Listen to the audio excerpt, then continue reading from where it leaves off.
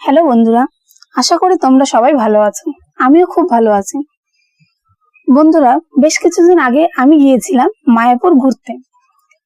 অনেকদিন ধরে ভাবছিলাম যে ঘুরতে যাব, কারণ আমাদের বাড়ি থেকে মায়াপুরের দূরত্বটা খুব একটা বেশি না। ওই ধরো মোটামুটি 100 কিলোমিটারের মধ্যে হবে হয়তো। তবুও সময় হয়ে উঠছিল না। ভেবেছিলাম বাড়ির সবাইকে নিয়ে একসঙ্গে যাব।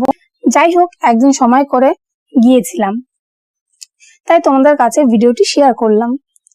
এর আগেও না আমি একবার এখানে এসেছিলাম, আমি, মা, বাবা। তখন আমি খুব ছোট ছিলাম। তো তাই এই যে মন্দিরটা দেখতে পাচ্ছ, এর সামনে বা সাইডে একটা মাঠ ছিল, সেখানে আমরা রাত্রেবেলা থেকেছিলাম। শুধু আমরা নই, আরো অনেক মানুষই ওখানে ছিল।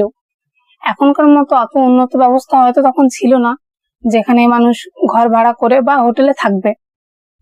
ওই যে দূরে যে মন্দিরটি দেখতে পাচ্ছ, আমি যখন এসেছিলাম তখন এই মন্দিরটি ছিল। এটা অনেকটাই পুরনো মন্দির। আর এই যে সামনে যে পুকুরটা দেখতে পাচ্ছ, এটাও ছিল, তবে ঝর্ণাটা ছিল কিনা আমার সঠিক মনে নেই।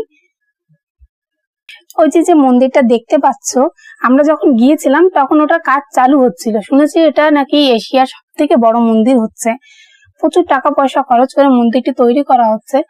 আমি বর্তমানে যখন তোমাদের কাছে এখন ভিডিওটি শেয়ার করছি, এখন শুনেছি মন্দিরটি চালু হয়ে গেছে। খুব সুন্দর করেছে মন্দিরটি, দেখারও খুব ইচ্ছা আছে।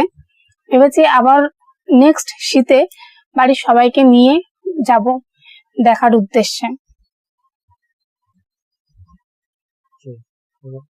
তবে আমি আগে যখন এসেছিলাম তার তুলনায় এখন জায়গাটি অনেক সুন্দর হয়েছে, কিন্তু ম্যাক্সিমাম জায়গায় ফোন অ্যালাউ ছিল না, তাই তোমাদের সম্পূর্ণ জায়গাটি ঘুরে ঘুরে দেখাতে পারলাম না। তোমরা আশা করি ভিডিওটি তোমাদের সবার ভালো লেগেছে। যদি ভালো লেগে থাকে তো একটা লাইক করো, আর কোনো প্রশ্ন থাকলে আমাকে কমেন্ট করতে পারো। যদি ভিডিওটি তোমরা ফেসবুক থেকে দেখে থাকো তাহলে পেজটি ফলো করে দিও, আর ইউটিউব থেকে দেখে থাকলে চ্যানেলটি সাবস্ক্রাইব করে দিও।